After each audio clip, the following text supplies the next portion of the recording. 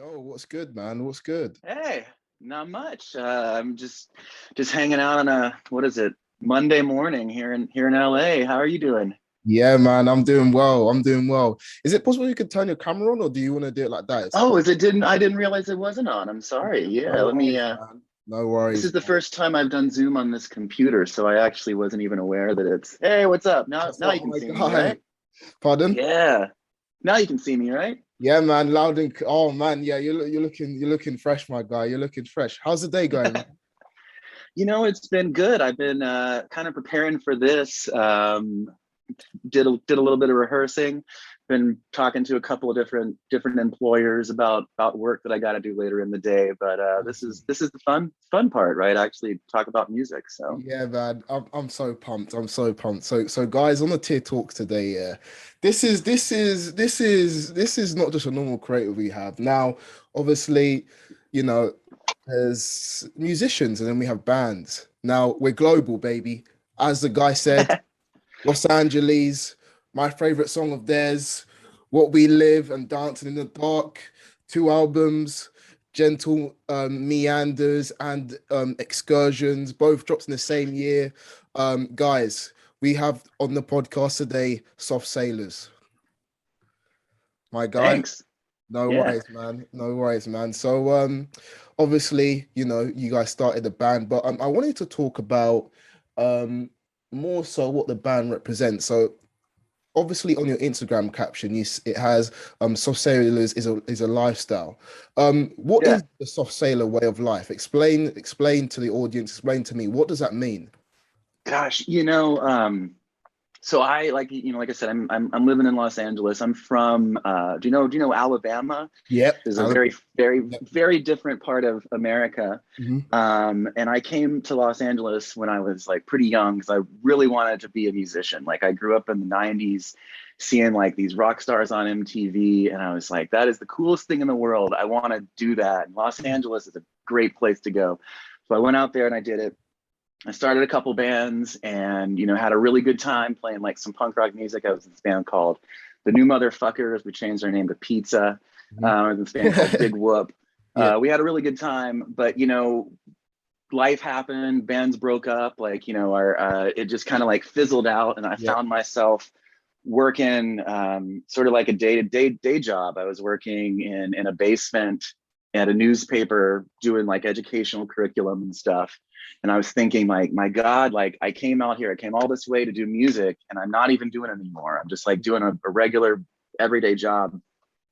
And so I quit the job actually, and I started working at a bar so I could meet new musicians and start a new band. And I wrote this new group of songs that was just kind of about how, Sorry to cut you. How many years ago was this? How many years ago was this when you started the band and then when you had to do the day job? How many years was there a gap? And if so, when was that? well, Soft Sailors. So yeah, this when I'm quitting this day job is 2015. Okay. So I'm decided, like, you know what, I'm gonna throw my life back into doing music again. I'm just like, it doesn't make sense to be out here in Los Angeles paying all this much money doing this stuff and not actually pursuing this. And so then I got this. Like I said, I quit my job, started working at this bar so I could meet other musicians. I met this really fantastic drummer named James, and we started playing together. And these songs, these Soft Sailor songs, I'd written like on my iPad. I had to like learn how to play them on guitar. Okay. And so we worked together for a real long time. And then James just quit. He just Wow. like up and quit the band randomly. Wow. And then my other friends who had started playing with me, the guitarist switched to drums to sort of like pick up the slack for James, and we kept playing, and we got our live stuff going. And you mentioned those EPs that I put out; those are kind of like my bedroom recordings. We really, started working on actually making a record, Those are all and bedroom then recordings because when I first heard you guys, when I first sent yeah, that voice note, the first song I heard was "What We Live," which is my favorite song, and I hmm was like, because I was on SoundCloud. I think I was working, yeah, and it was just on like a radio. So obviously, I'd never heard you hmm guys, and I was like, "What is this? This sounds really like high produced. How, obviously well, you're saying that how did that happen then? Because it sounds so professional." so that record and So what we live is actually from a collection of the collection of songs that we are working on, like Yep. as you know, that we're worked on as a full band. But everything, but that song actually is a good example of how the creative process goes, because I actually wrote that on my iPad, with this little app that you like strum chords on the iPad, Mhm. and then I demoed and sort of like wrote the lyrics and the song to that, and then I brought that to my friend Tyler, who has a studio. He played drums. And then I went back and I sort of recorded guitars over his drums. And then, I had a friend who's, a much better bassist than I am come in and redo my bass line. And, just like sort of over time, you just sort of like patched it together. But, I mean, a lot of it's the ingenuity of this, my friend Tyler, who was the drummer and also kind of helped me. You kind of bring some of the other musicians who've helped me out on some of those things, but on some of those final recordings. But yeah, everything with Soft Sailors starts in like this little closet, and then just gets kind of fleshed out slowly over time. But you're asking about the Soft Sailors lifestyle, and I think the Soft Sailors lifestyle is just kind of like, I keep getting these curveballs thrown at me and kind of like punches thrown, like drummer quits or my bands break up or whatever. But Yeah. I think the Soft Sailors lifestyle is that whatever else, just kind of pull yourself up by your bootstraps and you just keep making music. You do everything yourself that you can, and you just keep doing it. It is my life, I guess. So that's sort of what I mean by Soft Sailors is a lifestyle. That's awesome. That's awesome. And the one thing I wanted to talk about is, there's so many artists nowadays and there's so many bands. A lot of them, do try to give off that they are some sort of lifestyle, but at the end of the day, they don't live it. They don't live it. You have so many Sure. artists, in America who, say, oh, they're part of this life. I was in the ghetto when, they're in the suburbs. They're living, comfy. And one thing I wanted to ask is, and I think you've sort of explained it well, but going into more depth about you personally instead of Soft Sailors, is Yeah. how does the lifestyle of Soft Sailors live link to you? Like, how does it link to your life? Well, I feel like I've sort of traded all, there's like there's like an opportunity cost to everything that you pursue Yeah. and everything that you Yeah. do, right? Mm-hmm. And like if there are, it's like what we live, right? It's like the first lyrics of that are like, though I could go in so many directions, I've got to like pick a certain way. And I feel like at this point in there have been like a lot of junctures in my life when I could have like said, I could have maybe gone back to school, gotten like, again, a more like regular day job, sort of become like an official, like I was doing education stuff. I could become an official teacher. There's all sorts of things that I could have done and didn't, because I just sort of had this weird drive and this passion to do music. And that doesn't mean that I'm sitting and doing this every day. I mean, it's like being an artist, it's sort of an ebb and a flow. There are times when I'm like just mega crazy into it and times when I'm not. But it's like How does that feel? How does that feel? Sorry to cut you. How does that feel when Oh, there's so many times where, because I know a lot of creatives who are like that. Sometimes they'll blast music out. They will, have like so many singles come up, but then some days, some months or maybe a year, they won't do anything. How does that feel with that, constant change? well, and and COVID's been this past couple of years has been a big example of sort of having to adapt to it, because you don't get to play live and don't get to do some of the other fertile things, and you have to create, you know, impulses to be creative. For me, when I'm not, like, and I do go in bursts. Like I write a lot of songs at once, and then I won't write them for a while, or I'll write songs in bits and pieces, and I will be taking like a couple of years to finish a single song and come back to it. But if I'm not really feeling like creative per se, like I try to maybe work on my craft. Like, I'll just practice guitar, and even though I'm not writing, I'm at least maybe getting better at playing, so that when I am in that creative mode, I'm doing something that's better. I also really, I love leaning into a cover song too, and there's so much, music is such a, the reason why I'm so passionate, I guess the reason why I don't want to give up this musical dream is that I remember when I was a teenager and I first started finding these bands that I was in love with, and how they kind of gave my life like sort of like meaning to some extent. They really like were compelling and interesting in this way. And if it weren't for those songs and some of those songwriters, who knows what I would have become, or if I would have even like survived being a teenager, you know? And so if I'm not being creative in songwriting, maybe I'll grab a song that spoke to me or speaks to me, and do my own interpretation of it. Like Dancing in the Dark, you know, is Bruce Springsteen's song, Yep. you know, and it's you know, and that's also, you know, that's a bedroom recording. And it's, you know, when you can record a song that you love in a new way, you kind of learn something about yourself too, you know. Yeah. Yeah, that's awesome, and I think a lot of, because we have creatives that listen to this, and I know some of them are maybe part of a band, and that's something that they should really realize. Obviously, it depends on what your vision is, but sometimes there are days where you don't want to do anything, and sometimes there are days where you want to do stuff, and it's really hard because we're told in the media you need to be grinding all the time, and I think what you said is so Mm. interesting, especially how you said that sometimes the song will take you years. Like that's one thing we also need to remember, right? This shit takes time. It takes a Mm-hmm. long time to make a good song or a good album, and I think that's really going to help people listen who are listening to this now, sort of relate to that. Are you a songwriter yourself? Nah, man, nah. I am. I'm obviously so seventh tier. Sorry, Yeah. seventh tier is a clothing brand, and Yeah.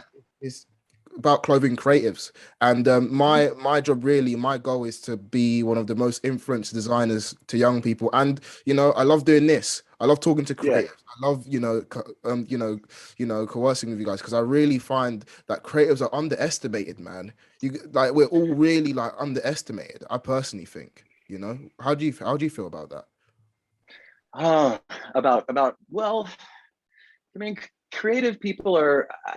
I mean, obviously, as someone who's trying to get his music out there and trying to find an audience, you know, I certainly feel like my voice is important and want people to hear it. And but at the same time, you know, choosing to do what I choose to do is also a bit of a, you know, hubristic sort of pursuit, right? And it's, you're asking people to take time out of their day Yeah, and give a portion of their brain and their identity to your inner thoughts, you know, which is really, and hopefully some of my inner thoughts are interesting to other people, and give them something to think about that's positive. But that's a pretty bold step to say, like, oh shit, you know, people, you really need to hear what I have to say.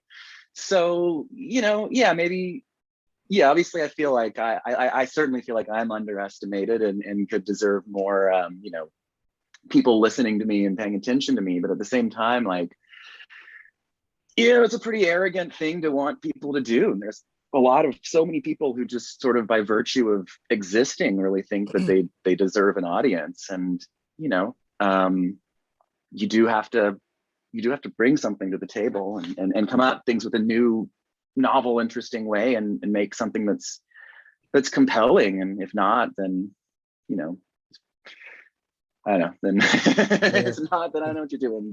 yeah. But yeah, it's, I try, and I really, you know, appreciate you reaching out to me. It's one of those things too. It's sometimes when you're in, especially in this little, like I said, this sort of like little closet, and a lot of the times, like when songs take so long to come out, and when it does, the process can be slow and there isn't very much feedback. It does sort of like fuel the fire, and it gets you excited and ready to go. And someone reaches out to you on Instagram and is like, "Damn, you know, your shit's really good. I like it." You're like, "Okay, someone's paying attention, it's worth it, like this is dope," you know, which is really sort of the, you know, the one-on-one interaction is sort of the point, right? Or the fun to some extent, you know, is like actually getting to interface with someone who did connect with the music. It's like, oh cool, like, this is totally worth it, you know. Yeah, man. I mean, So that's one thing I do to like just not just all artists, like or any creative. Like I will literally send them a voice note. I don't really rate text because I feel like text is something mhm. they probably get all the time. But seriously, when I heard "What We Live," I was like, "Yo, I have to reach out. I have to reach out." And that leads me on to my next thing because "What We Live" is quite a deep song. But a lot of bands and a lot of musicians they create good music, but there's not Mhm. really a deeper message. Obviously, with you saying "So Sail is a way of life," how did you Yeah. come about? the idea? Because you could have just made good music, not really had some sort of deeper message. How did you come with the idea that, okay, Soft Sailors is going to be a way of life, and also with the songs you make, like What We Live, they have a deeper message to them? Well, and I was in one of my earlier bands was really the first band I was in was really didn't have any deeper messages, was kind of explicitly against deeper messages. We wanted to just sort of like be fun and weird and abstract. I think with any artist, you start with your influences and you start making music that you're learning how to do it, you're learning how to construct songs. And at a certain point, hopefully you start to find what makes you unique and what makes you different and sort of what's your own voice. And for me, I'm a guitarist. I play in kind of a conventional rock style. And I thought, I think the thing that made my music unique was that I was writing was my lyrics that were more again less impressionistic and more specific, sort of full of aphorisms and sort of like weird little bits of advice to myself to some extent. And that as I was sort of analyzing it, I realized that was what made my music sort of different. There are a lot of bands making rock and roll music. It's kind of like, speedy, dark, kind of synthy punk stuff. That's a lot of bands doing that. But that my voice and in some extent was what made Soft Sailors unique. And so I've been kind of leaning into that, and I guess I also, I'm really, yeah, I like, yeah, it's writing lyrics is a challenge. I don't, I listen to, I'm very critical when I listen to other lyrics, and there can be songs there can be artists that I just love their music so much. And then there's a line that's off, like, and I'm trying to think of an example of a really good example where like they use the word wrong. Like there's this Marina and the Diamonds song where she uses the word benign incorrectly. And it just I love her so much. Like I love the song so much, but the like her and it just pisses me off every time I hear it. You know what I mean? And so I'm that's lyrics are the thing that holds me up the most too in writing, is that I don't want to make any of those I don't want to piss anybody like me off. Yeah, yeah, yeah. So anyway. That's awesome. I think that's something that everyone gets though, right? Like when you start doing something, especially professionally, and you see other people do it, or Mm-hmm. people that you look up to, it's like it can be great because sometimes you're always learning. Like I guarantee you, Mm-hmm. like Oh you'll yeah. probably listen to music and you're like, oh damn, how did he do that? How did she do that? But then when they make the mistakes, or when they flop, it's like, oh, I would have done this and that. And that's one thing that Mm-hmm. I think a lot of creatives, go through. Like even, Yeah. just anything. I think, not only music, they will actively, try and learn from someone who's doing what they do. And if they do flop, that's something that will be noted. Yeah. I think a Well, lot. I love, as an artist, and then sort of touching off on the point you're making, like, you see artists that you love do these sort of immaculate, like beautiful things, and Yeah, yeah, yeah. you're like, oh my God, how could I ever live up to that? And then Mm, sometimes when you see like the cracks in the foundation, it's like reassuring and fun. Like like the Beatles, there's like, you can watch rehearsal footage of the Beatles in like the later years, and they're just sucking. yeah. Like Yeah. they can't play. It's like there's a reason why the final rooftop concert it didn't get released until like now, right? Mhm. Because they weren't at the top of their game, but it's like, that doesn't mean the Beatles sucked. That doesn't mean the Beatles, weren't good. That means they were human. And it's fun to go through and listen to like a band that's so well archived, like the Beatles. You can go and listen to like their anthologies and listen to like versions of songs that maybe it's like, okay, I understand why that's not the one that made it to the record, but there's this really cool hand clap thing in the background there, and it's so kind of fun to listen to. But yeah, it's good to be reminded that people are human. Yeah, It's yeah. always a fun thing. 100%, man. 100%. And that's one thing I wanted to lead on to. You said, you know, about making sure you don't make any mistakes. COVID blues. So June Oh yeah. 2019, you guys dropped COVID blues. And obviously, you know, you talk a lot of in that song about feeling empty, feeling hollow, you know, which is something that everyone related to. What was the reaction from that song? Because I know some artists who, you know, I would say, oh, damn, you should drop a song about COVID. And they'll be like, no, I don't really want to, you know, sort of signify the event or try and, you know, play on it. But I think you guys did a great job of sort of making it relatable, talking about what COVID, you know, made everyone feel like. What was the reaction from that? And where did you get the idea dropping COVID blues? Well, I don't really know what the reaction was. I didn't do, you know, and I've never, we don't have a label. I've never had a publicist. And so if there's a reaction, it's because I'm in the background emailing people and trying to get like a blogger to write about it myself. And I didn't do Mm, that with that song. I just put it out. So, you know, to the extent that anybody even noticed it, I mean, I appreciate that you did, but I have no idea what the reaction was. But for the impulse, you know, and I never want to be on the nose, right? I didn't like singing, oh, COVID sucks. I can't believe this fucking virus is keeping me inside. I think would be a little much. You know, I didn't want to reference it specifically in lyrics. I think it's good to be a little, it's good to be a little bit subtle. Sticking it in the title though, I think was just more of a, gosh, it's just a pure sense of like the like Munch on the bridge, like screaming. You know, it's yeah. like that um you know, that summer of last year, and even still, you know, and I don't know how things are over there, but right now things are pretty tenuous with variants and things like that going around here, and we're still, you know, kind of locked inside even now for the most Really? part. And it's like, you know, yeah, there was just this sort of feeling of exasperation. But that song was, you know, that was a really good example. We were talking about songs taking years to write. That was an absolute example of the opposite. You know, I just kind of had this really, I mean, extremely basic, just sort of like rock riff, right? It's like dun dun dun dun dun dun dun. Dun. It's like about as simple as you can get. And it was like, it's like, okay, this is cool. I could do a short little song about it. And then, you know, I was just in the shower. I was like just thinking about how I felt like the rug had been pulled underneath me with the, you know, the lockdown, and even more you know, and everybody has their own context, but in the context of Soft Sailors, like we had just finished a record, just gotten it mastered. Like I was just about to start trying to get people to like get it. I just set up a monthly residency at a local venue where I was going to be booking shows every month. Like so much of our presence was built around live performance. And because we have, you know, we have very like yeah, there's the live performance side of it's, you know, a whole other side.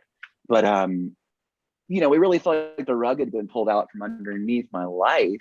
Yeah. And I was just Wow. like, again, just in the shower, and it was just like, I'm feeling hollow inside. And I was like, that's a fine lyric. That's direct. That expresses how I'm feeling. And I think, you know, like I think probably how a lot of people are feeling right now, just sort of punched in the gut, you know, and then, you know, making it, yeah, COVID blues, calling it that was just sort of like a fuck you to the world to some extent, you Yeah, know. man. Sorry, you guys don't do this. You guys do this, right? No, no, no, no, no, no, no. We do Oh, this, you do bro. You're both. right. You're right. You're right. You're right. We do. Well, I do this. I do this. But Fuck yeah. yeah, man, bro. I think what you're saying is so true, bro. Like seriously, man. Like I remember, because even a couple days ago, man. Like what's happened now is like because I'm 19, my age group is going out a lot, and because you know, I was Mm-hmm. working a lot with the brand and stuff. I actually caught COVID a couple weeks ago. Oh shit. Yeah, yeah. And you know, obviously I was fine, you know, I don't have any underlying problems, but bro, like just being indoors, man, it sucked. It sucked. Like, because I'm always out, you know, and I was doing an Hmm. event. My guy started a couple of my friends started a band actually, and that's why I really wanted to get you on to talk about it. And you know, I was managing them, and it was really, really just like what you said, feeling hollow inside. Like you can't go out, so you can't see anyone. You know, you can talk to Hmm. people on the phone, but that's not the same, you know. And with, you know, with the work that I do, I'm having to go out all the time, and I like what I do, and you know, I like what I do. Not being able to go out, I'm now indoors, and I'm feeling kind of like sucky, man. And you know, like it's tough, man. It's tough. How is Yeah. it over there for you guys? Is it sort of here? It's sort of dying down a bit. I mean, this vaccine, they're doing a pretty good job getting it out. But how is it like in Mhm. LA and in America in general? Well, America's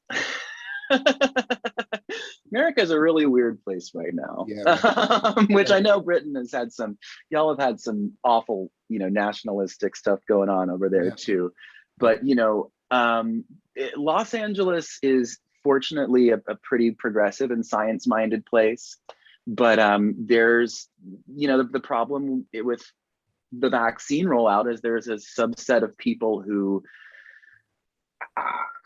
have very conspiratorial and unfounded beliefs. Have that And here. if the problem is that if those people don't get vaccinated, then it doesn't stop. And so we're sort of in a two steps forward, one step backward situation where things had started opening up, but we have this Delta variant kind of running rampant in LA. Things are closing down again. I'm personally, and God, I'm trying to imagine being 19 and going through this, Yeah. because, I'm already a little, I'm already old enough that like, it's like when I go and play shows, I'm like going back and dipping into the scene, but you're like right in the fucking cusp of it, Yeah, and man. right where you like should be really, diving, and you have the energy and excitement to go to like 4 shows a night and you can't, Yeah. and that sucks. But yeah, I'm more, I think, personally careful than a lot of people around me. My wife is actually pregnant. I'm going to have a Oh, child oh, congrats, man. very soon, Congrats. so I have Yeah. other reasons beyond just my own health where I don't want to be putting myself in any situations. We're starting to get some outdoor shows and things like that in LA, but a lot of the big things have been canceled here. And then the other side of the country, like in Alabama, where I'm from, and in Tennessee, they're just kind of acting like the pandemic's over. And you've got situations in Alabama where I don't think there are any. They just in Louisiana, they just had this hurricane hit, and they have no ICU beds because they're Wow. all full of COVID patients. So it's kind of a disaster, to be honest. But That's people crazy. are, you can't, the conspiracy theories and the things that lead to these people believing that they shouldn't get vaccinated, or that COVID isn't real, or any of those things. Those I The seeds of those were planted a long time ago. You know what I mean? And Mm. like the beliefs that those people have, like to unwind the belief systems and fix that is something that it seems like a really, really difficult thing. I don't know what the solution is, but yeah, in America, it's a little rough, but Yeah, man. it's Yeah, good. man. We're also very fortunate because we have a vaccine surplus, right? Like we get to send extra vaccines to other countries because idiots here don't take them, right? We're about to get, I'm going to probably in the next couple months be able to get like my third Moderna shot, which, there are people around the world who can't get one shot. You know what I mean? So, you know, there's take the good with the bad. Yeah. So How anyway, what how do you feel with the Moderna shot? Because I had the Pfizer shot. I felt okay. How do you feel? Did you have any like were you backlash? Because some people said what were you said?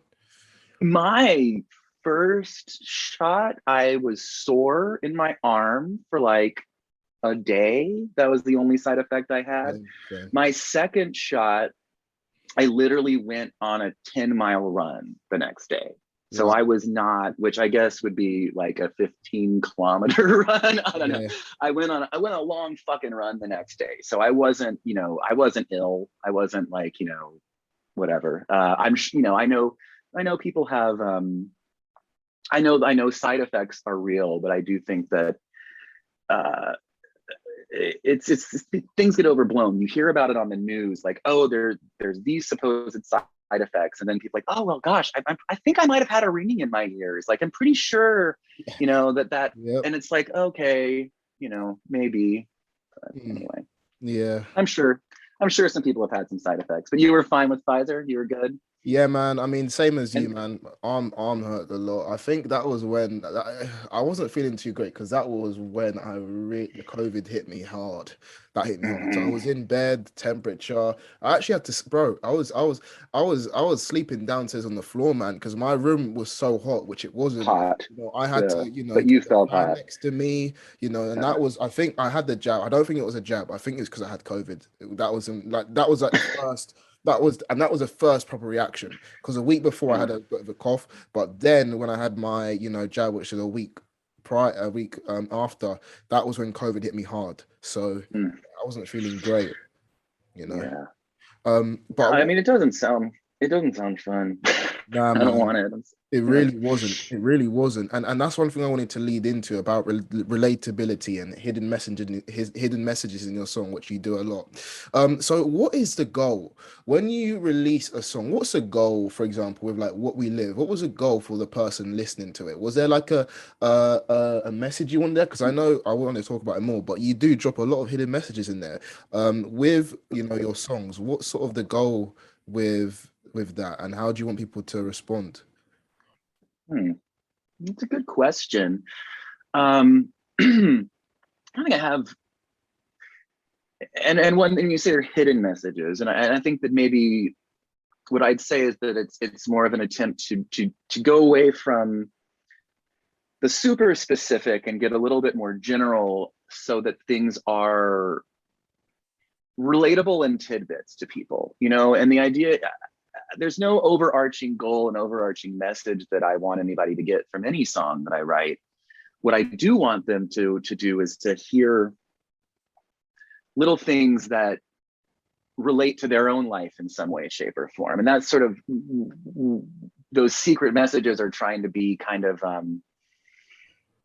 like, it's almost like relatable, like fortune cookie shit, right? It's like where you're it's kind of like choose your own adventure. Like, I'll give you something and then you can apply it to your own situation and get some sort of internal meaning for yourself that way. And that to me is a lot more exciting than you getting some specific message from me, because that's sort of like, I think of art as this, like, art's like a long conversation, right? Starting back at the very beginning of time, like this sort of like telephone game conversation where people are, you communicate something to somebody and then they spit it back to you, and the spin that they've put on it, their own spin that they put on it is sort of that's where the art really is, kind of. That's sort of the exciting thing to me.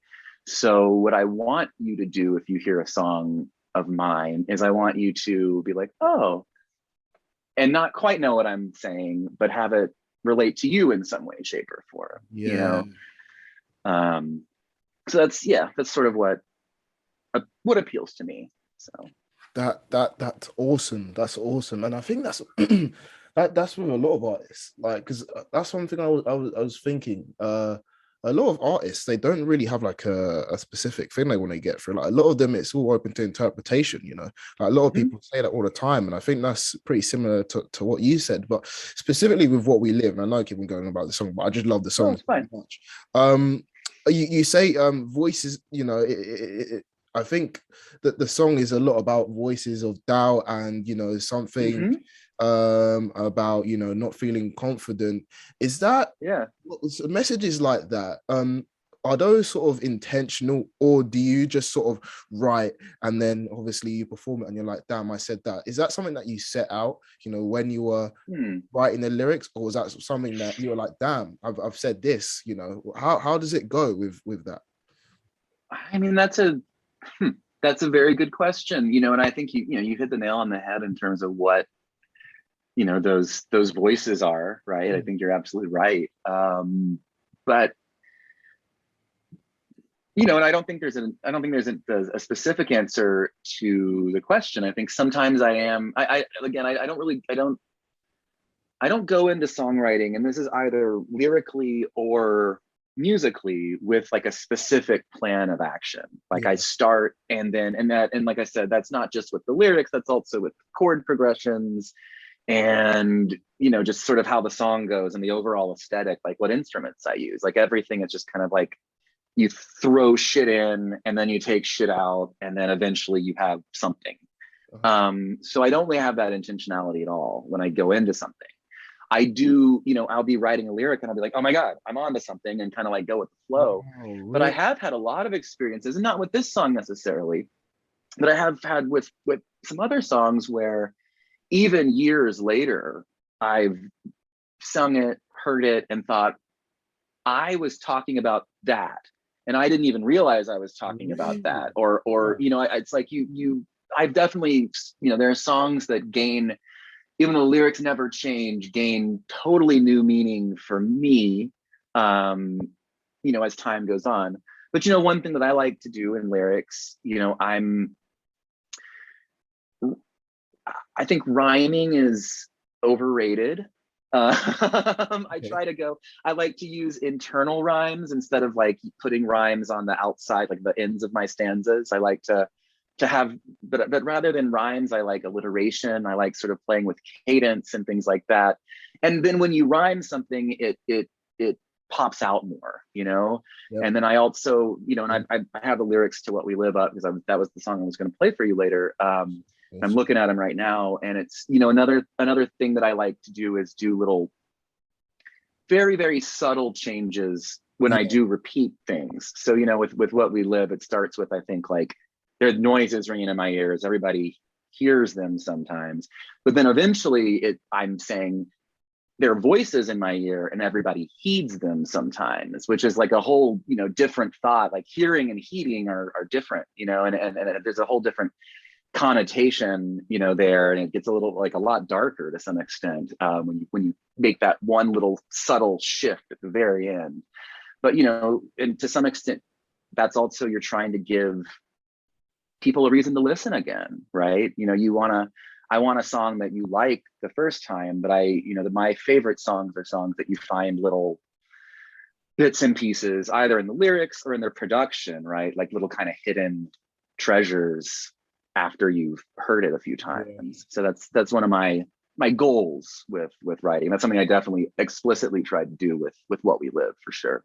That's awesome. And one thing I want to ask is, you said something really interesting about, you listened to one of the songs that you made a couple years, after you made a song, and it will mean a completely different thing. Is that because you think your life has just changed, or you're like, shit, I was actually, giving myself advice, or because you were maybe in a, point in your life where you maybe weren't as happy, or you were as happy, and now you're in a different point of your life when you listen to it, that you're like, damn, this is a completely different tone than what I usually like. How is that? And which one do you think you fit into?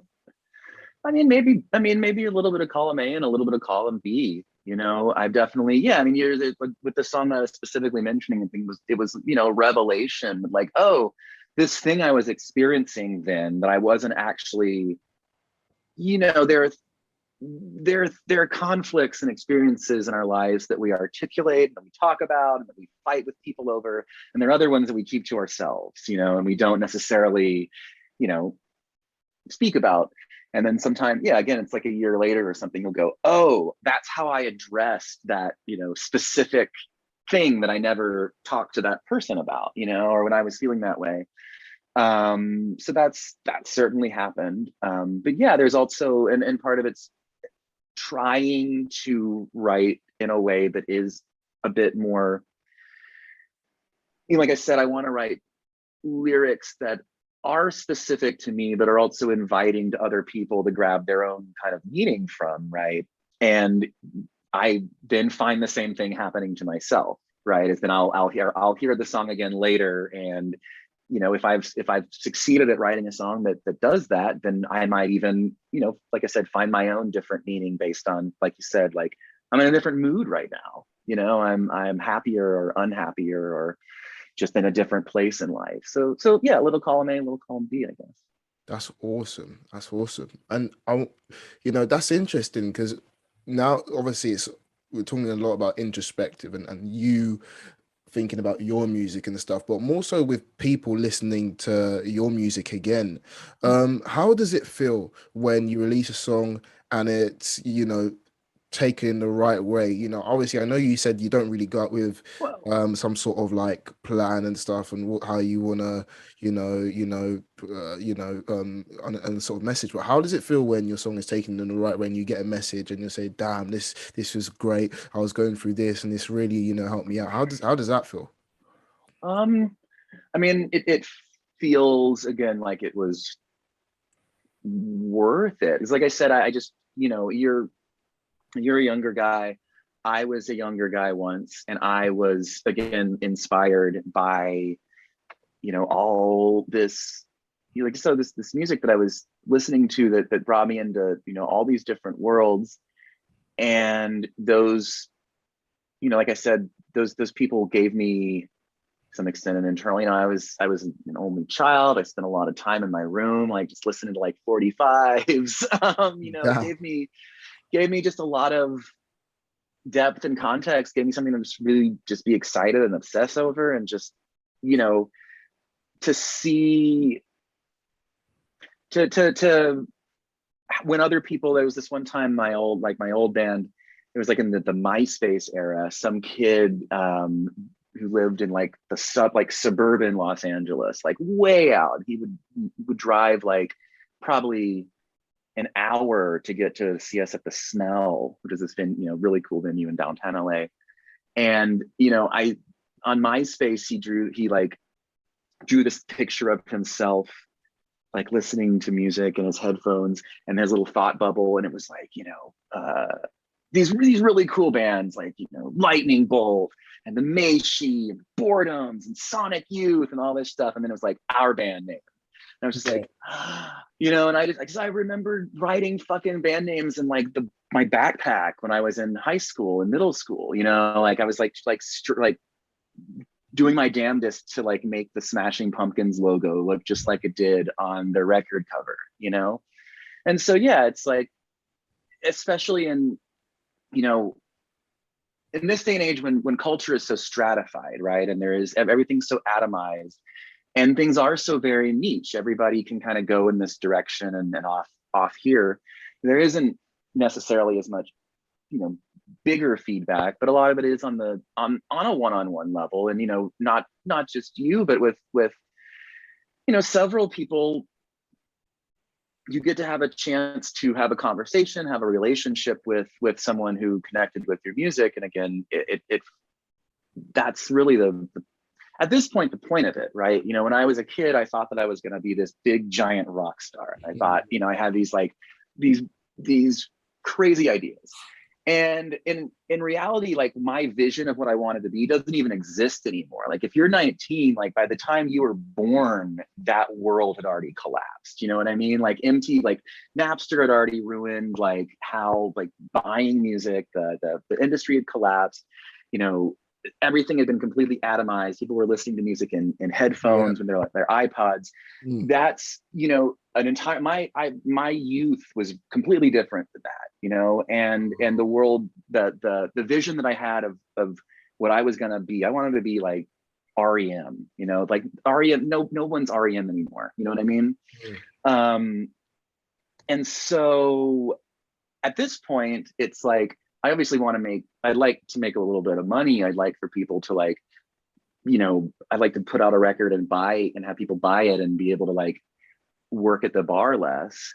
But really, like, I'm not going to be a huge rock star, but meeting people, having conversations about art, maybe inspiring them, just making a new friend is sort of like the name of the game, right? At this point.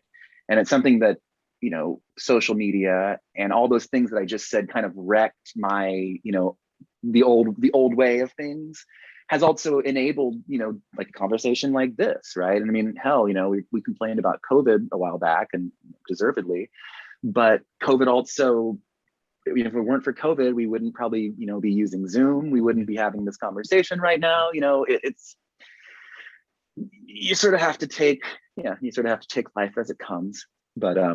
but yeah, it feels when the music has resonated with people, it's always felt good. It's felt like it was all worth it. I'm excited to share more stuff. Like I said, um, we had finished a record, and we were gonna try to release it, and then COVID happened, and we put everything on pause. And then I made a few changes to the record. I sent off the last song to get mastered, and I just actually this morning got the email that the last song has been mastered. So I haven't listened to it yet, but I'm really excited to finally have an album, as opposed to those, like I said, sort of bedroom recordings that are up there now. I think the stuff that hasn't been released is a lot better than stuff that is released. So That's awesome, and that's one thing I wanted to talk about. Obviously, can't wait for the new music. And the accomplishments. So back in 2019, you guys release a single, No Side to Fall In, and in a few months you drop the album Gentle mhm. Meanders. How did that come about, and how did that feel when you had the satisfaction of this our first album in 2019 has been released? How did that feel?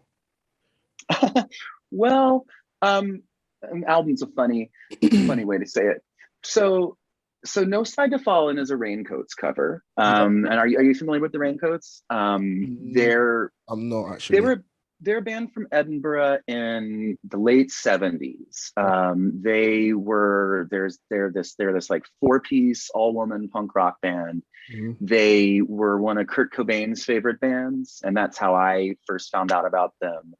And we were talking about musicians and inspiration. They really inspired the hell out of me when I was a teenager. And they're just sort of this unabashed joy to their music.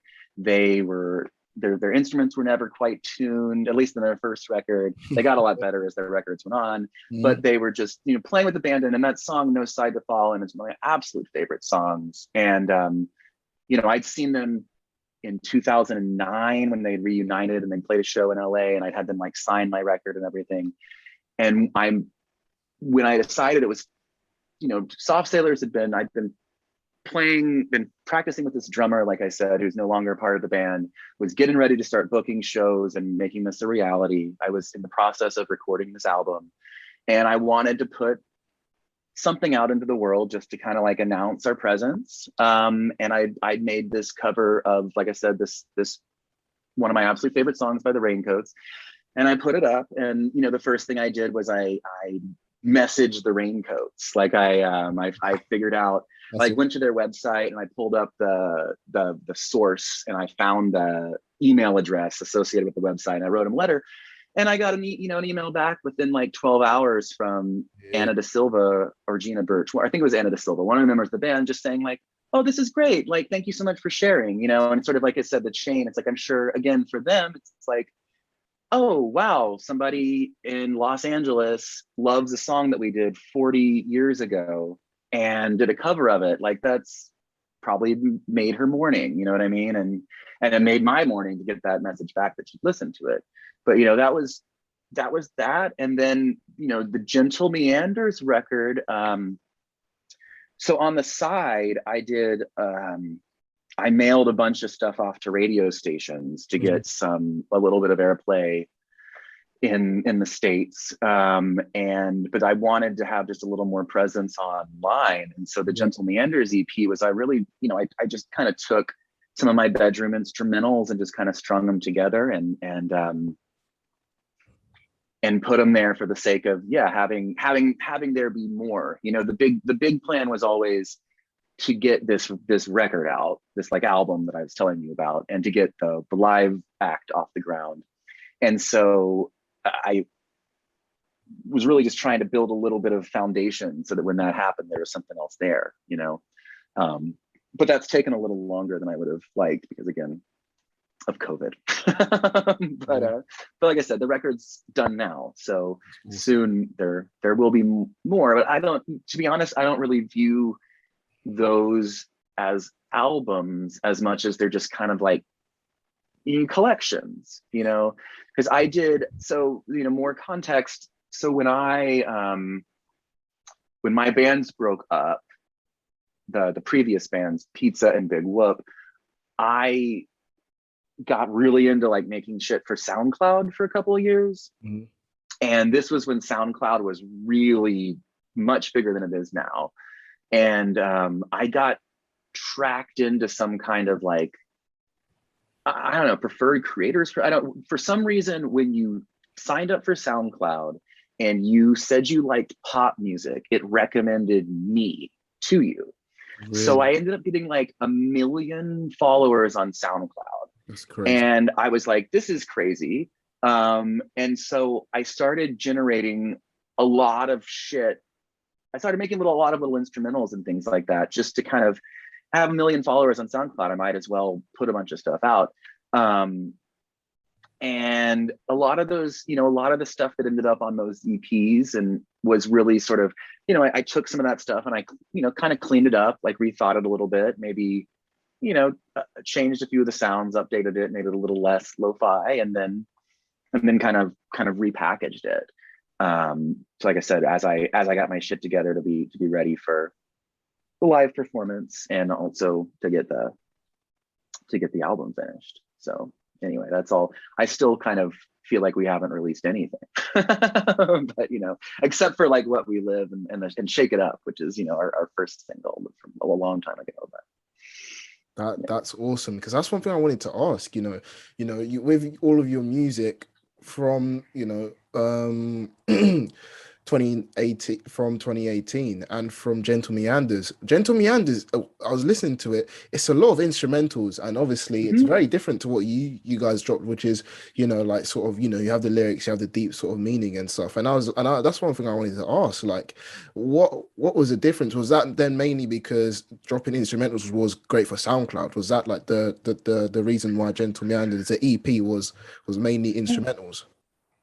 Well, I mean, I've always loved instrumental music. You know, I've always loved instrumental music deeply. And I've always, when I've made records with, you know, bands or you know, on my own, I've tended to include little instrumental interludes, just always as sort of my way. Not all the music I write lends itself to lyrics. Mhm. And then, as we said, I really get I really get intense and self-critical about I don't want to just throw lyrics out there. Mm. So, you know, yeah, either the songs I said don't really lend themselves to lyrics, or, you know, lyrics are hard. But yeah, I don't I want to, you know, I want to be involved and write and do all sorts of different types of music. You know, I also, in the other direction, we put out a couple songs with my friend Triz Nathaniel, who's a rapper, and it's fucking hip hop, you know, and it doesn't sound any. I don't know if you heard those songs Yep. Yep. but it's like those I don't think sound anything like, you know, anything Mm. like the other stuff.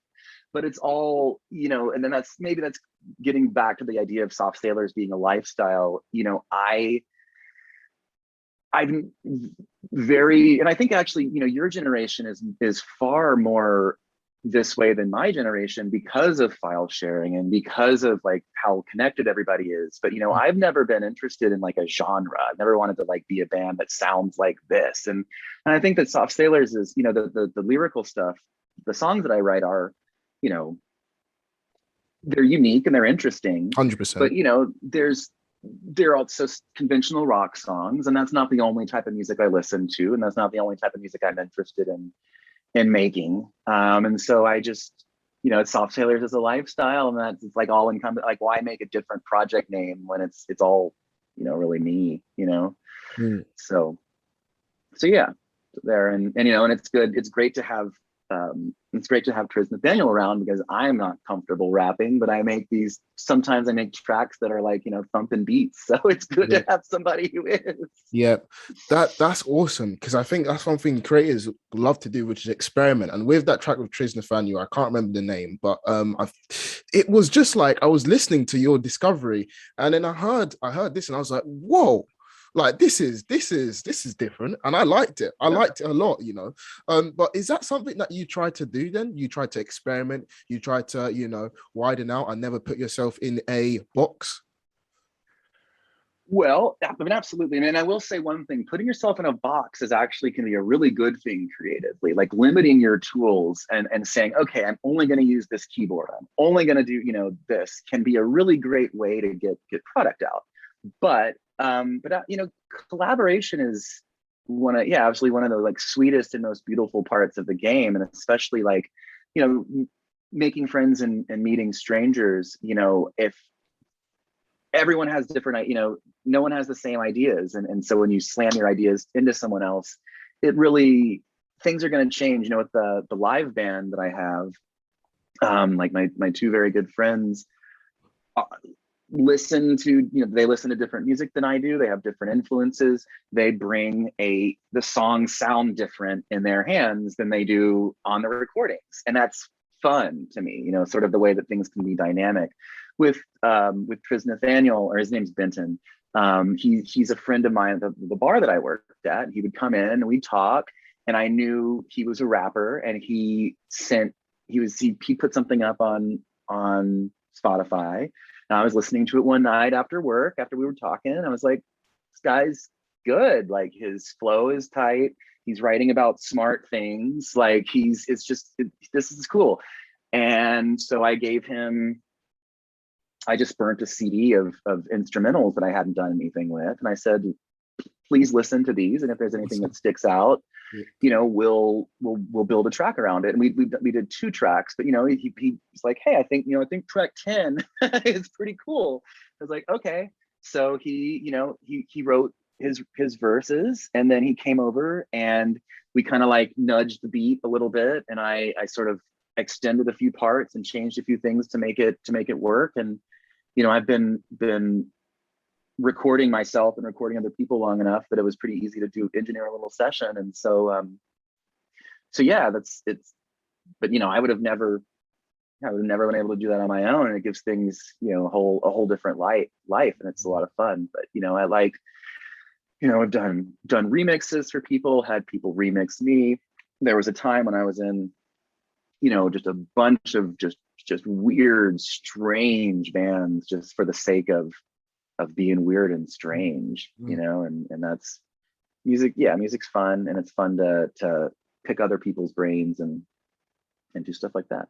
That's awesome. And when did you realize? Because everyone has an idea in their head, but it's one thing getting the idea out there. When did you realize that Soft Sailors was becoming what you imagined in your head? Was it doing the collaborations? Was it dropping a certain song? When did you realize that Soft Sailors, okay, cool, this is now becoming something that I thought it would be, rather than maybe the other bands or etc. How did that come about? And when did you realize that it was becoming a thing that you were proud of? Or that you were Well, happy, that you that it was, imagined in your head. yeah. Well, and I don't think, and again, I think it's maybe I'm maybe past the point of imagining things in my head, and yeah, I think it's you I don't have expectations, but like I said, I was in these bands. My favorite band growing up was REM, and REM was a 4-piece band that all the songs were credited to all 4 members, no matter who wrote which part. There was this very much like Three Musketeers, like all in it together, vibe about them, and I really romanticized that. And my earlier bands, was very much the same thing. Like I may be the singer of this band, but I'm not the leader of this band. We're all a democracy. We're all a group. And to some extent that like was probably our downfall, because sometimes you do need like a leader to get things done. But when those bands ended, I was like well, I joined a band for a little bit. I played bass in a band. Actually toured England for like a week. Went to London a couple times on that tour. Awesome. But after that experience, I was like pretty much sure I was done trying to pursue music. Like I said, I was like I was focusing on my day job. I Really? had this weird Wow. I had this weird SoundCloud shit, right? And so I was like I was making fun stuff on SoundCloud, and like millions of people were listening, or hundreds of thousands of people were listening to it. So it's like that was stroking my creative need. But really, and I hate to be like a shill for technology, but I got an iPad.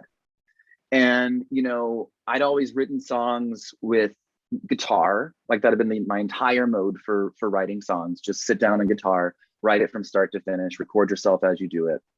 And with my iPad, there are these, like, there's GarageBand on your iPad, and there's all Yeah. these little programs where you use your fingers. And I was just writing stuff. When I got my iPad, I had one of those periods of just like fervent, intense creativity, and I was writing a lot of songs. And again, like I said, with these other bands, I didn't try to I wouldn't try to write a song and bring it to the band. Like I'd write a part, and then I go, okay, let's all write a song around this.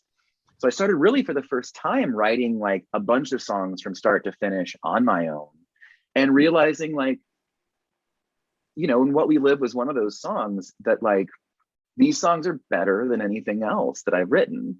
And I can't, I can't give up now, right? It's like I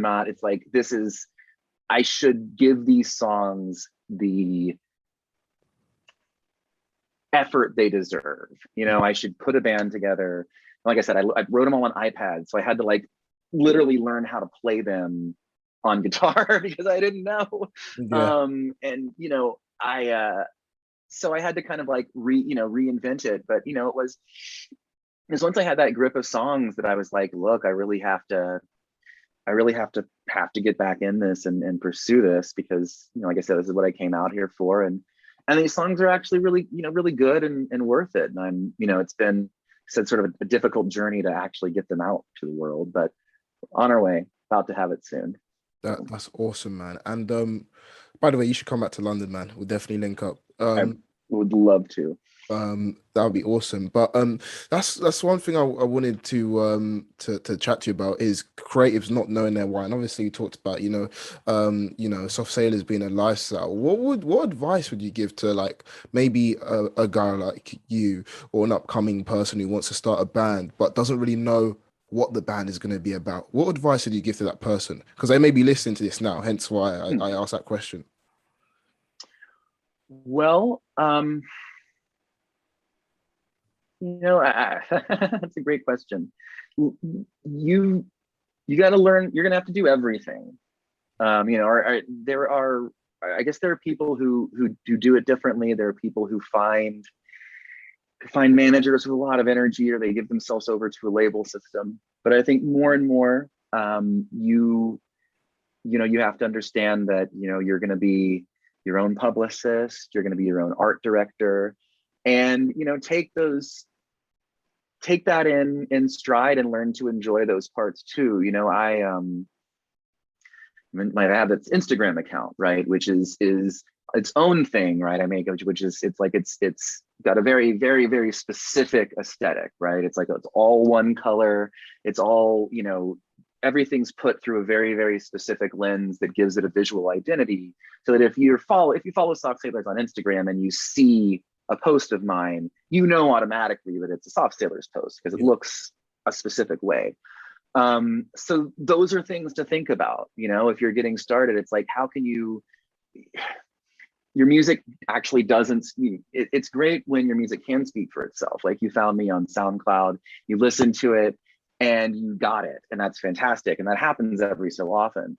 But you've got to do things, and I'm not super good at it. And that's one thing that I would be, if I were younger, hopefully I would start with this knowledge and be better at it from the get-go. But you have to be creative at selling yourself. You do have to kind of grind and hustle and get all your ducks in a row and make sure that everything kind of like looks and is its own specific way. I don't know, or is its own has its own voice and has its own identity, I guess. So think about that, but also, yeah, just dive in and start creating. I mean, it's hard to think. When I was a teenager, like, or when I was first like an adolescent, when I was first thinking that I wanted to get into music, I would have all these melodies and orchestrations in my head and no fucking idea. You know, I still have songs stuck in my head from then that I never figured out how to play. You know, and it's like all I had was like an acoustic guitar. And now, you know, you with your phone, you know, you don't even have to have an iPad. Like you can compose, you can make a beat, you can do, you know, all these like layers of MIDI stuff. And even if it doesn't sound studio quality necessarily, you can like sketch all those ideas out and go and be infinitely creative with them. And it's kind of mind-boggling to imagine if I were a 12 or 13-year-old wanting to do music now, having all those like options. And, you know, and we were talking about creative boxes, but maybe a good advice is like, as much as I said I hate genres and I said you should explore and you have all these opportunities, it is maybe a good idea sometime to restrict yourself a little bit and say, okay, I'm going to write a song with just my guitar, even though I have an iPad. I'm going to record an EP using this specific equipment and get myself out of my comfort zone. I think that's, yeah, that's the other piece of advice is don't get comfortable, challenge yourself, do things that interest you and are challenging and exciting to you. But that might also not be the best advice for finding an audience, because I think sometimes bands that find an audience find a sound and stick to it and kind of like repeat it ad nauseum. And, you know, I mean, it works for them, you know, but that's definitely not what I do. Yeah. That's awesome. That's awesome because I think that's really going to help people, and yeah, I appreciate that. And one thing another question I wanted to ask is when did you realize then that this was becoming a global thing? Obviously, you have people that listen to you across the globe, me, other people, Mm-hmm. like you said, that hit you up. How did that feel? How did that feel? That damn, okay, you're having people listening to you globally. Well, that's really an extraordinarily cool thing, and it's not a new thing. You know, like I said, I've you know, with when the whole SoundCloud shit was going on, and it's I look on my SoundCloud and I'll have like, you know, 100 people listening to me in like Cairo on any given day. Mm. And that's a really amazing thing because you know, I don't think I'll ever go to Cairo. I would love to go to Cairo. But you know, I don't think I'll ever make it there. And the idea that, you know, trying to imagine the context in which someone might be listening to it is kind of mind-boggling and amazing. And you see these like I said, these funny blips. Shazam's an amazing thing because Mm. on the back end of Shazam you can see where and when people Shazam your songs. And sometimes Wow. I'll, you know, look on Shazam and it'll be like somebody Shazammed me in Jakarta, which is like, so you didn't just listen to me, you heard me somewhere and you stuck your phone up and you were like, I want to. And that's, yeah, that's mind-blowing. It's really, yeah, it's very, very gratifying. um it's also, yeah, it's cool to see the music can make the world smaller, seem, you know, and seem a lot more connected. You know, I've you know, made a friend at this I think pretty low to the ground radio station called 2 Max FM in like rural Australia, you know. And I sent, you know, I noticed that she'd listened to Soft Sailors, and I, you know, sent like a cassette tape over there in the mail. And, you know, we email every once in a while, you know. And there's a dude, a Scottish dude who went to one of our shows in 2019, and we exchanged email addresses, and, you know, we've been keeping in touch over COVID, you know. And Awesome. just yeah, those, again, those kind of relationships are really what it's about. And they're so, yeah, so touching and fun. So, you That's know. That's awesome, man. That's awesome. And obviously, it's not all like sunshines and rainbows. And that's one thing I wanted to now get into now. The struggles. You talk about obviously starting other, doing other bands. Did you ever, struggle having this same dream as a band? Because I'm personally like I've started managing alternate stays since the beginning of March, and even then they're tiny. They're tiny. They're Hmm. but they're gonna I think they have the potential to get big one day. But even then, as a small brand, there's always, oh, we should do this, no, we should do that, we should Oh do yeah. that sort of stuff. How have you overcome that? Well, oh, and it's I just or can you hear me still? Yeah, man. Yeah. I just got the note that my earbuds are gonna run out of No worries, are man. gonna run out of juice in a minute, so we may have to switch. I have a microphone set up that I No can I can worries. switch to in a minute, but No worries, man. the struggle in my earlier bands, I think definitely the fact that different people have different goals and different ideas about their lives is going to be a real challenge, especially with people who are in their teens and their 20s when they're going through Yep. all sorts of intense life things, and there ends up being sometimes messy personal dramas between people and other things beyond just career goals. You know, my my bands didn't succeed, like my previous bands didn't succeed in that regard. We had a couple of members who ended up they wanted to do like film music and ended up getting involved in sort of scoring movies. Another guy ended up getting drafted into playing bass for a much bigger band on tour, and I'll leave them nameless. But he was treated poorly and had a really bad experience, and it kind of like turned him off to being in a band in general. My other band, we were doing great, and then our my co-lead, her father died, and she started reassessing her priorities in life and decided she wanted to go on a different track, and not really, the band wasn't really her biggest priority. Wow. With Soft Sailors, right, like I said, I just had this drummer leave after working for a really long time. He you know was invested in some of these crazy conspiracy theories, and I think that had to do with why he left, but I don't want to tear into that.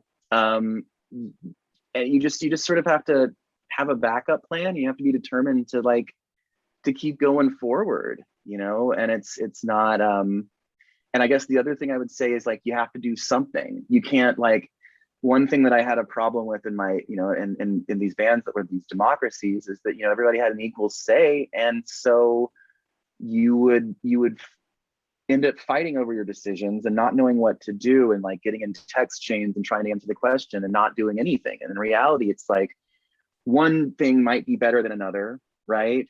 But nothing is not an option, right? At the end of the day, like, you should make a decision and do something, you know, and that's, you can't just sort of like, wait for it to be perfect, I guess.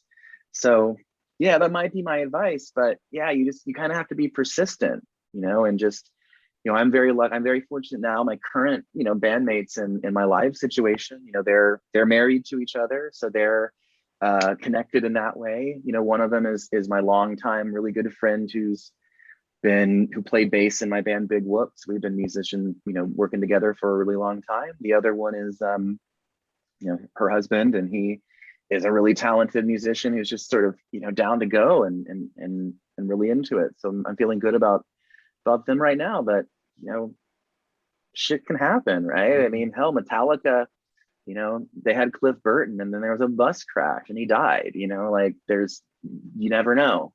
So, not to get really morbid, but that all shit, you can't predict what's going to happen, and you just have to be persistent and keep going. You Yeah, know. that's true. And I That's think anyone listening to this now, any creative, even if you're not an artist or in a band, that is something that I think you need to take on board. Like, shit happens, like you said, and you need to be able to adapt. And I think that goes into the next question on what I wanted to ask. Were there any songs that you thought, okay, this is gonna pop, this is gonna do really well, and it didn't. Like it was a thing where it kind of hit flat, and you were, you were sort of disappointed. Was there, or not even with the with any song, was there any moment in Soft Sailors where you thought, okay, this is gonna do really well, and it didn't do as well as you thought it would?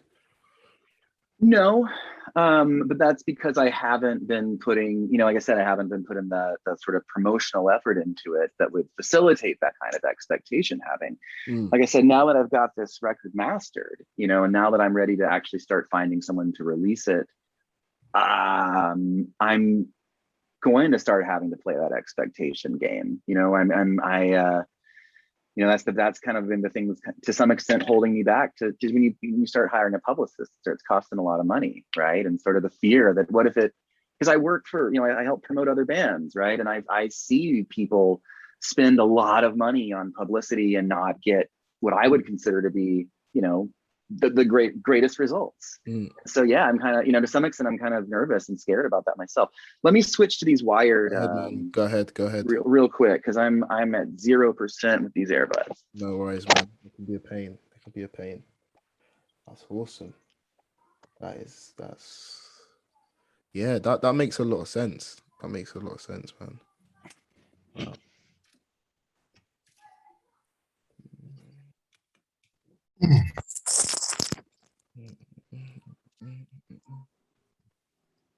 Whoa. How are we doing? Can you hear me? Awesome, man. Loud and clear. Loud and Okay. Yeah, I've got a little less comfortable seating arrangement. I got to crouch down to get close to the computer, but no worries, bro. let me turn you up a little bit. No worries, man. Okay, I can lower my seat too. There we go. Probably, yeah, a lot more comfortable. All right. Awesome. So yeah, as you were saying about you see other artists put a lot of money into marketing and it not really go well. That's where you left off. How, talk about that. Well, I don't want to. I, in addition to like I mentioned, I work at a bar. I also help promote artists on via social media and via radio campaigns. And I want to tread lightly because we're talking about these are professional these are professional relationships that I have. But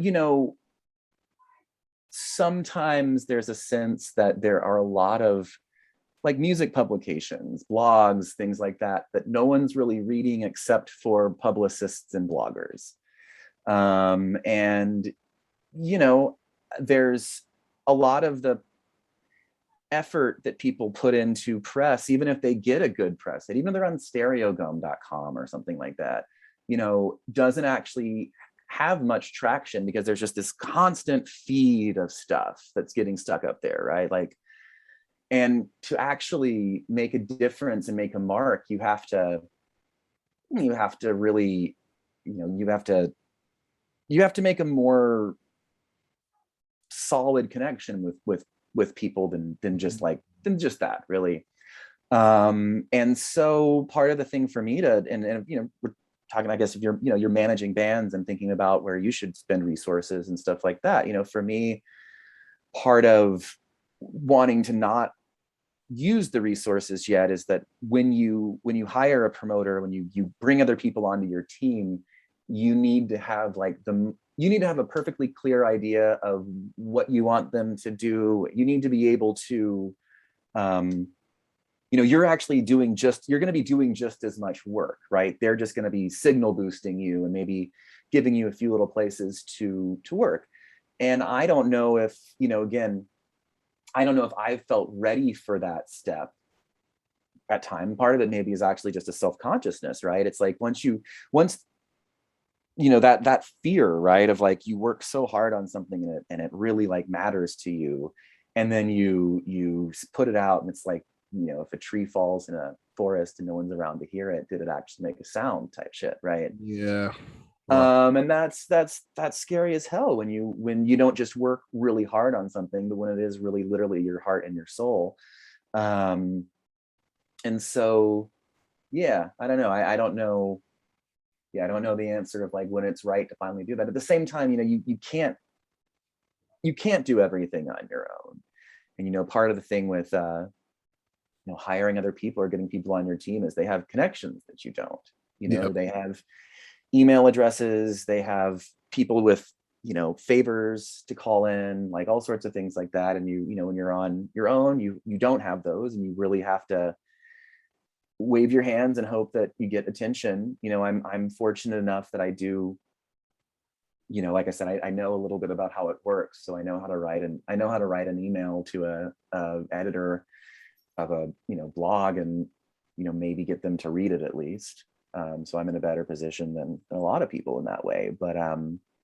But yeah, sometimes I've seen people spend a lot of money on people to help them, and then not really get many results. And I don't, it's not, there's all sorts of things that can happen too, that it's like, I know there's a band I worked for last year, and they're a fairly well-known band, and they had put out, I think, 3 records, and they'd taken a long time to get to their newest record. And they had its release date, and they had a massive world tour scheduled for April 2020. And so they, all the money, all the time, all the effort, all the energy that had gone into setting this thing up, and they'd done a really good job setting it up, was kind of worthless, right? It was just kind of thrown out the and it's just, that's the way the world goes, though. Like there was a band, there was this band, they're called The Coup. They were this like I think rap duo, and they had a record that was scheduled to come out on September 11th, 2001, and the cover of the record was them blowing up the World Trade Center. Like literally the cover of the record had the 2 members with like, and it was like a campy, like, thing. It's like they had like dynamite and stuff. And literally, and again, like that kind of thing kills a career. But it's like, you can't predict that, right? You can't, like, it's just like a pretty, like, that's just a really fucked up coincidence, right? But, obviously they had to pull that off the shelves. So, you can make they were good. It was a good record. You could make a you can make everything perfect and everything set up, and then have everything just kind of go to shit. So there's no, you just have to, like I said, persevere, make a different plan. So that's something that that's so true. That is so true. And talking about it, you never really know what the future is, but looking to the future for Soft Sailors, what is it you see yourself maybe doing some collaborations? What have you got in your head at the moment? Well, so I've got this record that we've now finished, or I'm going to go listen to the final track being mastered in a probably later on tonight. So we have a record. And I got all the stems for the record. And so I've been kind of on the behind the scenes trying to get some remixers. And that's something that maybe, if you have friends or people who are involved in making beats or music or anything like that, they want to do remixes, like that's something that I had a really cool experience last year. Actually, I got back in touch with, I went to this summer camp when I was a teenager, and I took this music class that kind of taught me. It was called 20th Century Music. It was a summer camp that was like at a college. We took classes. It was very dorky, but I took a class called 20th Century Music. I thought we were going to be listening to like the Beatles and like the Bee Gees or some shit. It was all about avant-garde classical music from the 20th century. So he taught me about he started with like the 1880s and like the death of Wagner.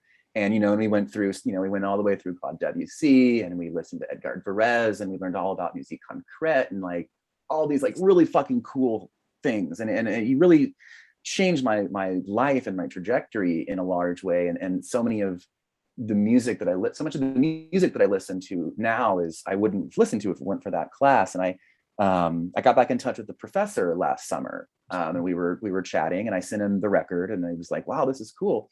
And he made this really cool, like kind of like like sort of like new ordery dance remix, like very 80s, like super synthed out remix of one of the songs on the record. And that's such a cool thing, you know, again, just talking about, you know, the conversation of art. And it's like, this is someone who really impacted my life. And it was so cool to have him. I did a remix of one of his songs too. So yeah, so the future is the plan is to, now that I have this record, I'm gonna make the artwork for this record, and I'm going to get it out. I think I am gonna finally take the plunge and hire a publicist. I do have, you know, some friends who are in that business. And I'm gonna get that record out. I probably release a few of the songs as singles. I have another EP that's a little more, this record's a lot more rock and roll. Then there's another like set of like 4 or 5 songs that are a little more electronic. So try to get that out quickly after that, and see where it goes. You know, like I said, live music in LA is dead right now. We're doing there are a few outdoor shows, but again, for my, you know, personal family reasons, I'm not even participating in those really. When live music comes back in LA, I really want to get this band together and, you know, back together and play a rockin' album release show. You know, I'm in a stage of my life and they're in a stage in their lives where I don't think that us getting in a bus and, you know, touring around the United States is that likely. But I'm trying to figure out ways to perform by myself and figure out ways that, you know, I can, Soft Sailors is a lifestyle, make it a portable lifestyle. So I can also, you know, maybe do little tours and things like that. But, you know, the plan's to just get more music out. And like I said, try to amplify the message, try to reach out to, you know, more people like yourself, people who want to be supportive, and, you know, get the music to you and see where it goes.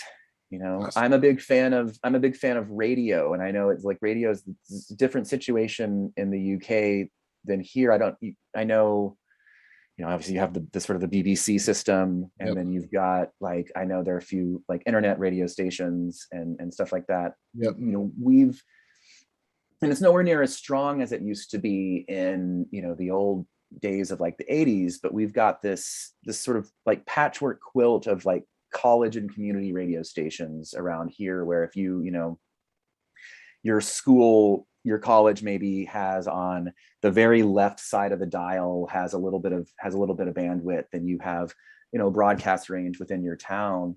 And the people who staff those radio stations are college kids who are like really devoted to music. They're really part of the community. They're probably the kids who are like throwing DIY shows and warehouses, you know what I mean? They're the kids if they're in college in LA and they go back home to Ohio, they're going to tell all their friends in Ohio all the cool bands they saw in LA, you know what I mean?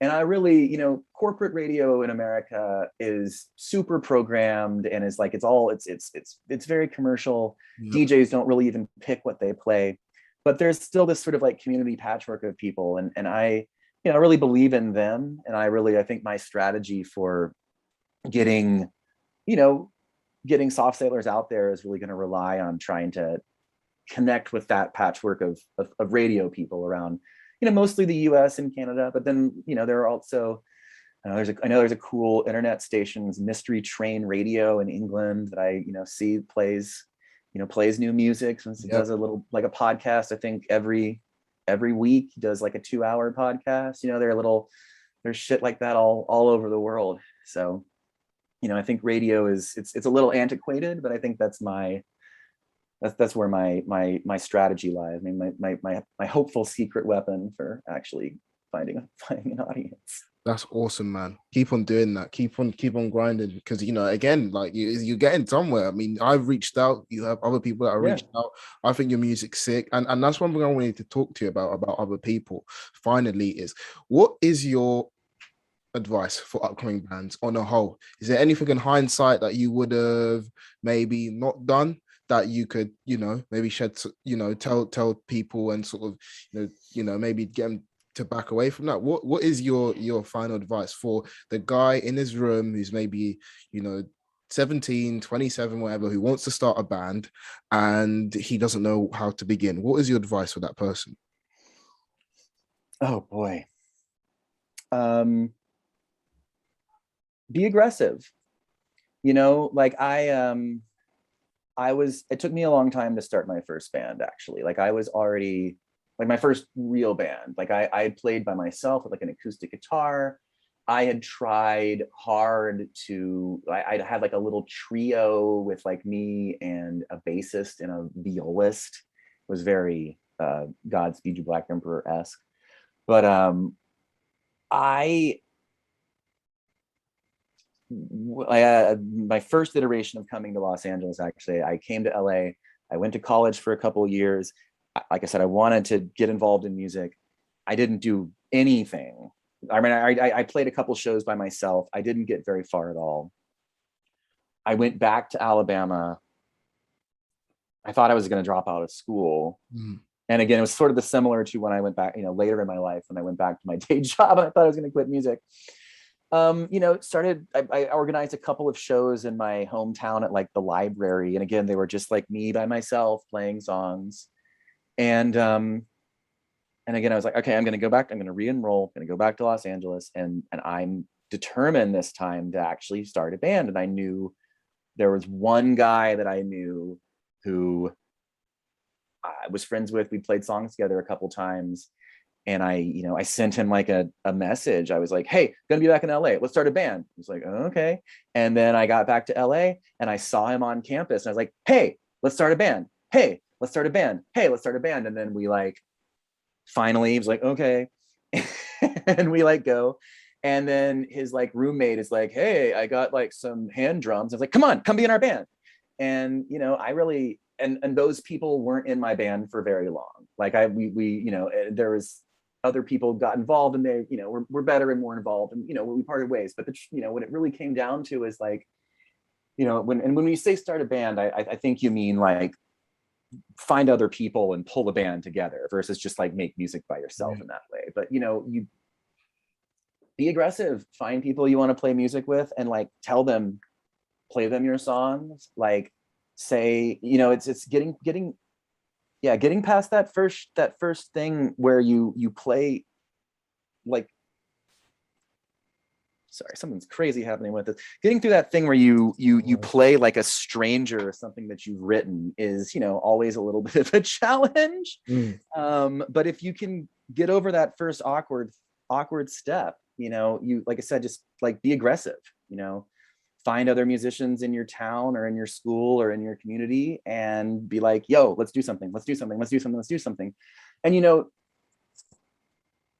most of the collaborations I pursue don't really like amount to anything actually. Like, you know, you've got to also, and this isn't just with finding collaborators, this is also like with sending your stuff out to people to listen to it. Like most of the time it's not going to work out, right? Most of the people you message aren't going to even message you back. Like people are going to flake out, people are not going to work out. And you just, you keep casting that net, you cast a wide net and you keep like trying to get involved and with people and do it. And then eventually something will stick, you know? And that's sort of, that would be, I think the big advice, you know, it's like I send for these, you know, these remix projects, I send a lot of messages to people and I get a lot of messages back that are like, yeah, totally, let's do it. And then nothing ever comes of it, right? But maybe 1 out of 10 times it does, you know, and that the answer is to ask more people, you know? Yeah. So cast a bigger net. That's awesome. That's awesome. And where can people find you, man? Where can people find you? What social media? Because this is the thing. I want to, you know, Seventh Tier want to help, you know, spread the message, and we want to help spread Soft Sailor. So where can people find you? Well, you know, we're obviously on Spotify, we're on SoundCloud, we're on what's it called, Apple Music, if you want to listen to the music, and we're also, you know, Instagram is where I, you know, really do a lot of the, you know, a lot of work. There's a lot of stuff. You know, one of my favorite things to do is to come in here late at night and write 1 minute of music, just kind of go off, do whatever, and then cut together some kind of video and stick it up on Instagram, you know, and that's sort of how, you know, that's how I keep myself creatively vibrant when I'm, you know, again, like I said, not all songs require lyrics, not everything requires, you know, it's fun to just kind of like do stuff like that. So, you know, there's all the content is going to be on there. That's how you can stay up to date. We put out a new video and there's a new song for you to listen to. But it's also, again, between those sort of official releases, when I'm feeling creative, I'm making little stuff and putting it on Instagram. So Instagram @SoftSailors. We're also on Twitter @SoftSailors. And on Facebook, I think we're Soft Sailors Band, but you can just search for us on Facebook. But really, Instagram, I think, is the primary way to connect with Soft Sailors if you want to do that. And yeah, following us, we'd love it if you follow us on Spotify. Then when we do release the new shit, it'll get in your inbox and you'll find out about that. And yeah, I hope people do. I'm also always excited and interested in talking to people and collaborating. So if someone that's interested in doing that, get in the inbox on Instagram. I might not see it for a couple days, but send me a DM. We'll do it. Awesome. So guys, go check him out. I mean, he replied to us. So guys, good. Everything's going to be in the link in the description.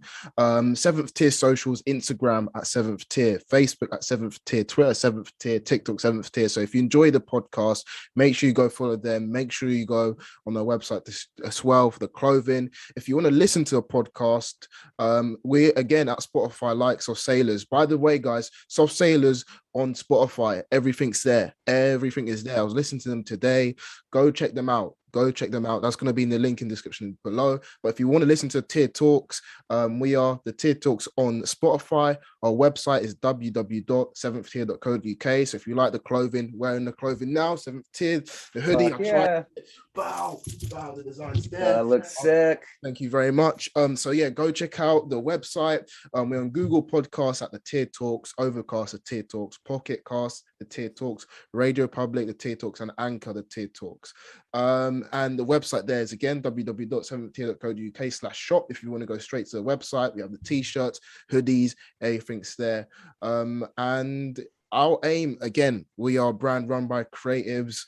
We want to become an international hub like yourself, for Soft Sailors, for bands, for any creative out there. So make sure you guys keep on listening to the podcast. Our YouTube channel is called 7th Tier. So if you want to watch, type in 7th Tier. Our snippets is at more 7th Tier. We drop podcasts every Friday at 7 p.m. Trying to get to 100 subscribers at the end of the year. So if you could subscribe, if you enjoy this, make sure you like and share. Again, more 7th Tier is where we drop the snippets, and that will be from Monday to Friday.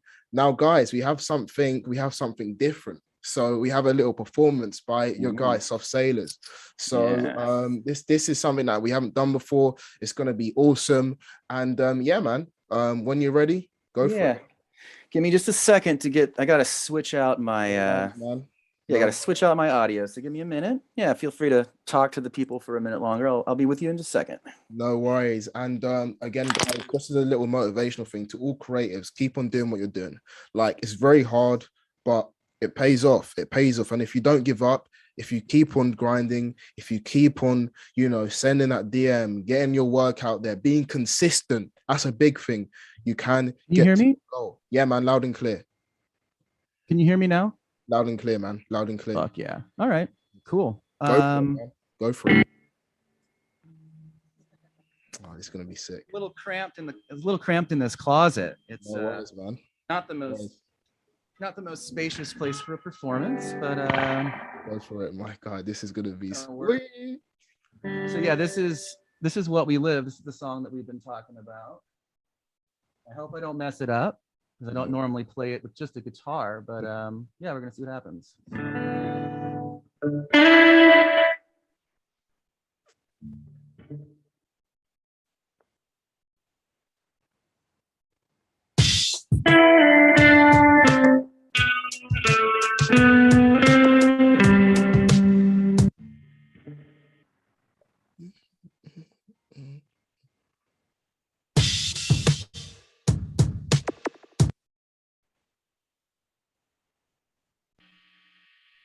All right, here we go.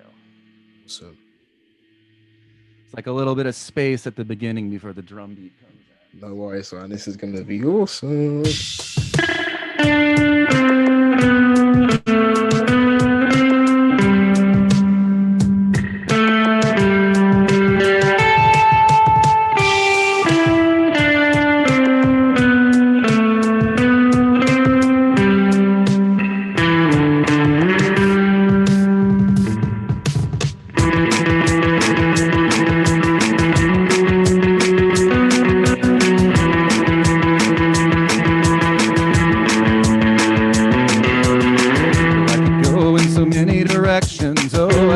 sicker road. The past doesn't exist. I am this moment of intense confusion, but lost illusions hold. I got to get to that place, or into that place, or gotta create, feel the energy.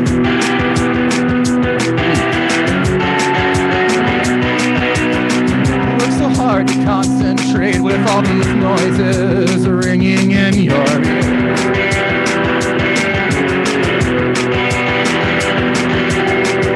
Fall in every direction as my thoughts stay still on this microphone. Yet language defiles all human expression of feeling. I gotta get a new start, I gotta catch a few breaths, I gotta find my feet. But all I hear is time, taking time, fading time, killing time. You work so hard to concentrate with all these voices ringing in your ear. Everybody gives them some time. This isn't what I pictured. This isn't what I bargained for.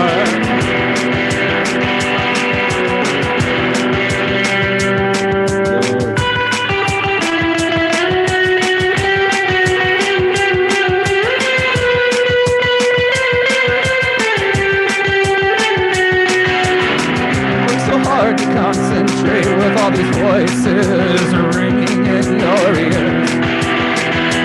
Everybody needs some time. This isn't what we wanted. This isn't what we want. It's what we live.